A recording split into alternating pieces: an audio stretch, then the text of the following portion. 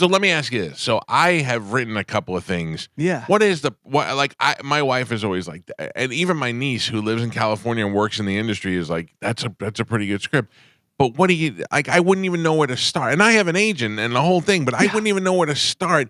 And then all of a sudden they get this pilot that I wrote and they like it, right? And then they go, oh, we like it.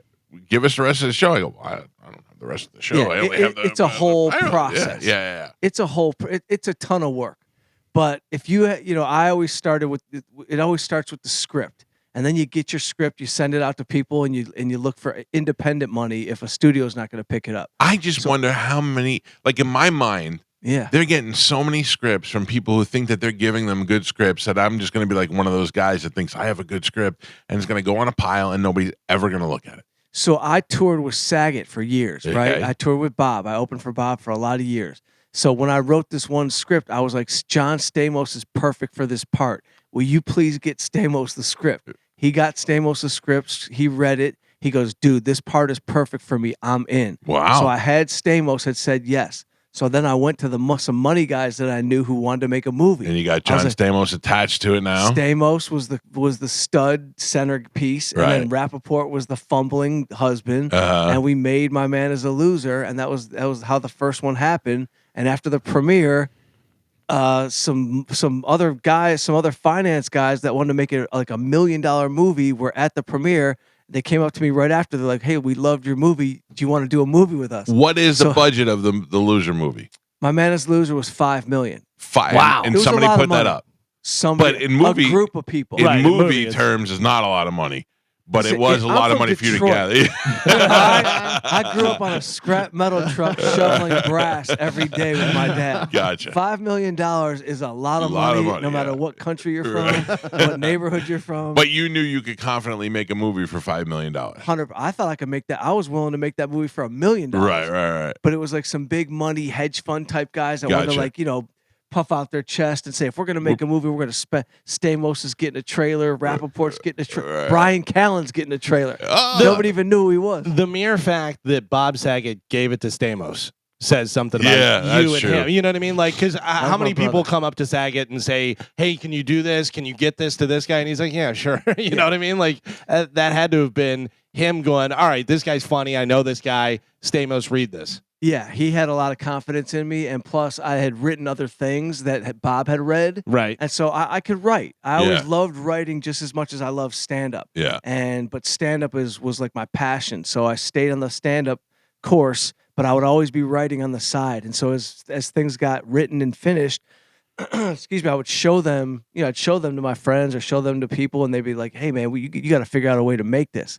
And so it's not easy. No, making but a movie is one of the toughest So how things. much money does My Man Is a Loser make? So My Man Is a Loser gets sold to Lionsgate. It doesn't make a lot of money. Does it make enough to cover the nut? Yeah. Okay. And it ends up covering the nut on streaming. So download. So after the first year, it really didn't even make any money because there was really no marketing. Right. But somewhere along the way, this is 8 years ago. Okay. So somewhere along the way, it like kind of picks up steam and like finds like another little audience. Right. Because it went on Stars and it went on a couple other networks that sort of caught a new audience. And so I kind of learned the movie game a little bit, seeing like, your movie could do nothing in the beginning, right, but it might catch an audience. Shawshank Redemption. Yeah. Right. One of those movies. Scarface. A lot of these movies, they come out, you don't get the marketing behind them, and then they find their audience eventually. So My Man Is a Loser did well. And then I did a stand-up guy, which was just like a funny idea. I always had an idea about like a guy going to witness protection program. Right. And if he's funny, does he just like turn off his personality? That's pretty good. So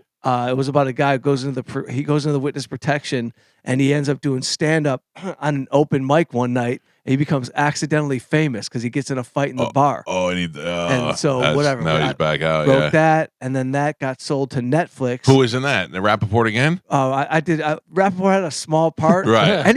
Rappaport's like this. I'll do it. Just show up with a bag. 10,000 in paper.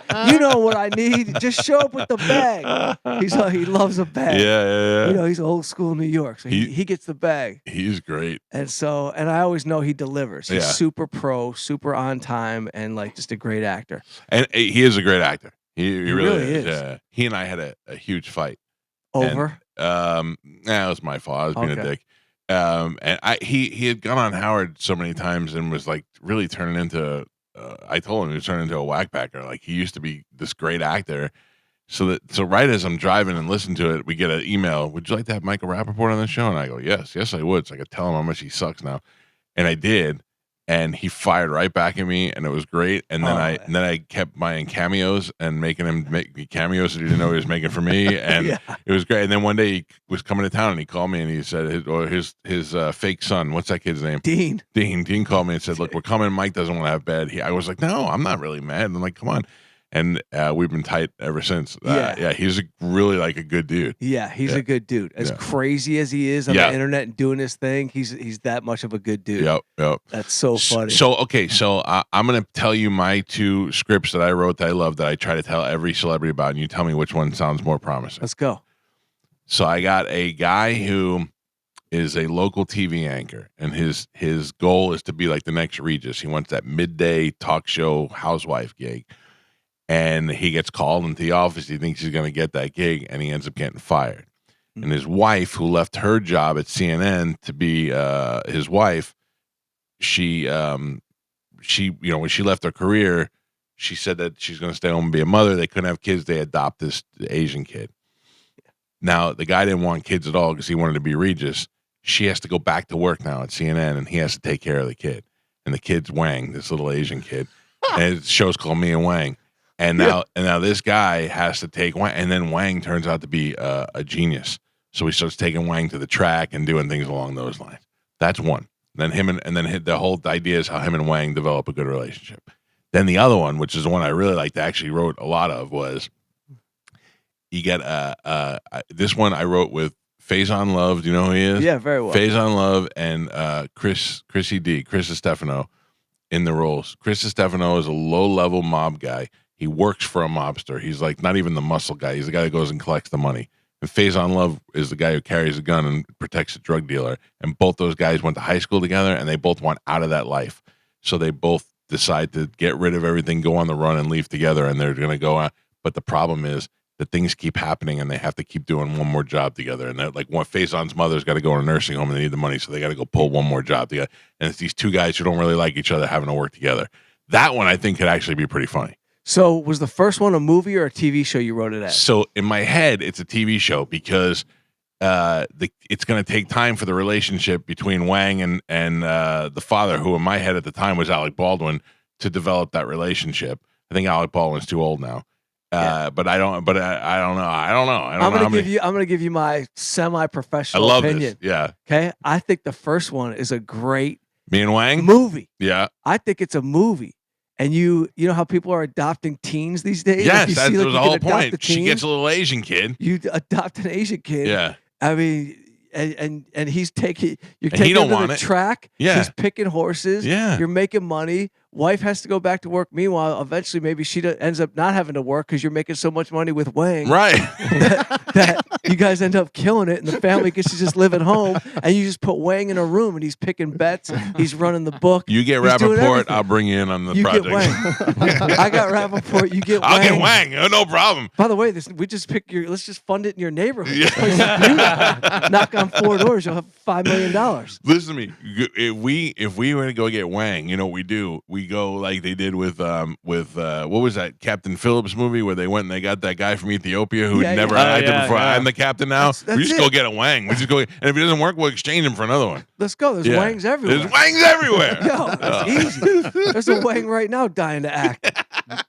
Dude, that would be great, man. I want an ugly Wang. I don't want a cute little Asian kid. I want one with big buck teeth and weird haircut, like they can't grow hair on the sides. Yeah. And I want him to be really disappointed with like, this is our kid. We adopted this kid. Now we're stuck with Wang. You know, Donga need food. Yeah. That one. Yeah. All right. Yeah, you gotta get real.